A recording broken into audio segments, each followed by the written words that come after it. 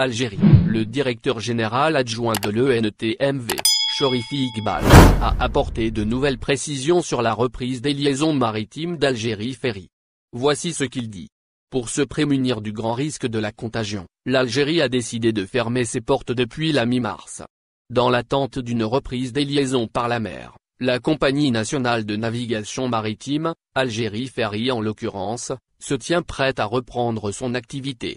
C'est en tout cas ce qu'a indiqué le bras droit du chef de la société dans une déclaration à la chaîne de télévision en Nahar TV.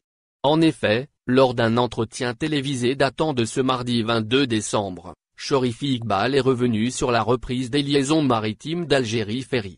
Ainsi, il a déclaré que les navires de la compagnie sont prêts à reprendre la mer et repartir à nouveau.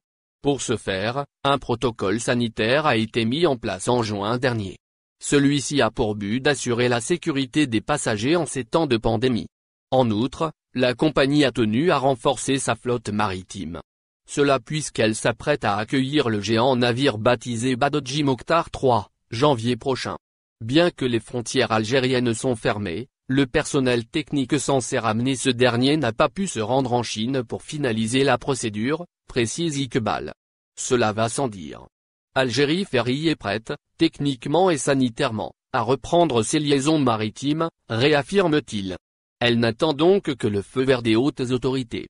Chorifi Iqbal s'exprime sur les liaisons maritimes de rapatriement alors que les aéroports algériens se préparent à vivre les jours les plus mouvementés depuis le début de la pandémie avec la nouvelle phase de rapatriement. Les ports sont vides depuis juin.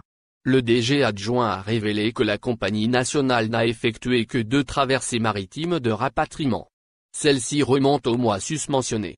Elles ont permis à 473 passagers bloqués à Marseille et 636 autres en Espagne de regagner le pays, informe-t-il. Par ailleurs, le même orateur a levé le voile sur les pertes qu'a entraîné cet arrêt net. Selon ses dires, la compagnie recense plus de 900 milliards de dinars. Jusqu'à ce jour et depuis le mois de mars, aucun billet de voyage n'a été vendu, souligne-t-il. Pour donner à chaque employeur ce qui lui est dû et éviter de s'éloigner du bord du gouffre, le transporteur maritime a eu recours aux prêts bancaires. C'est en tout cas ce qu'a déclaré Chorifi Iqbal.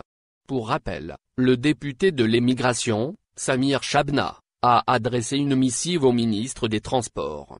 Dans cette dernière, il a informé le premier responsable des transports en Algérie que la reprise des liaisons maritimes entre l'Algérie et la France en plus de l'Espagne par Algérie Ferry est nécessaire. N'oubliez pas de vous abonner à la chaîne et d'appuyer sur la cloche pour recevoir nos dernières actualités. Merci.